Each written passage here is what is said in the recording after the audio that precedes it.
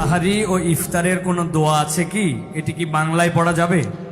ইফতারের আমরা দোয়ার কথা জানি ভাই, ইফতারের একটা কমন দোয়ার কথা আমরা জানি, আরেকটা দোয়া আছে আনকমন যেটা আমরা জানি না। দুইটা দোয়া আমি বলছি। এক নম্বর হলো ইফতারের দোয়া যেটা কমন আমরা জানি, সেটা হলো আল্লাহুম্মা লাকা সুমতু আলা রিজকিকা আফতারতু। এই দোয়ার অর্থ হলো, হে আল্লাহ, আপনার জন্য আমি সিয়াম সাধনা করেছি, রোজা রেখেছি, আর আপনার উদ্দেশ্যেই আমি ইফতার করেছি, অর্থাৎ আপনার নির্দেশের পালনার্থে আমি ইফতার করেছি।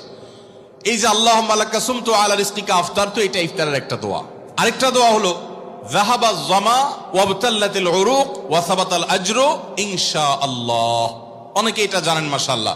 যাহাবা যামা মানে আমার পিপাসা দূর হয়ে গেছে, ওয়াবতাল্লাতিল উরুক আমার শিরা উপশিরাগুলো সব সিক্ত হয়ে গেছে, ওয়া সাবাতাল আজরু ইনশাআল্লাহ এবং আল্লাহ চাহেন তো এই রোজার বিনিময় আমার জন্য অবধারিত হয়ে গেছে।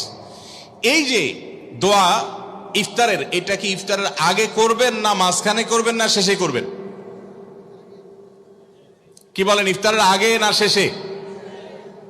যারা যারা আগের পক্ষে তারা হাত তোলেন।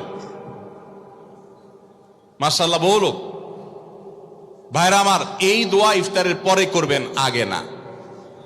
অনেকেই এই ভুলটা জানেন, অনেকে মনে করেন যে আগেই করতে হয়, আগে না। ইফতারের দোয়া কখন করবেন? ইফতারের শব্দের অর্থের দিকে খেয়াল করলে তো দেখতে পারেন, পিপাসা দূর হয়ে গেছে, শিরা উপশিরা সিক্ত হয়ে গেছে, এটা কি ইফতারের আগে হয় না পরে হয়? তাহলে আল্লাহুম্মা লাকা সুমতু আলা রিজকিকা আফতারতু, আল্লাহ তোমার জন্য রোজা রাখলাম, তোমার রিজিক দিয়ে ইফতার করলাম, এটা কি আগে না পরে? পরে। অতএব এটা ইফতারের পর। তাহলে ইফতারের শুরুতে কি পড়বেন? বিসমিল্লাহ। বিসমিল্লাহ বলে যে কোনো খাবার খান, ইফতারও খাবেন।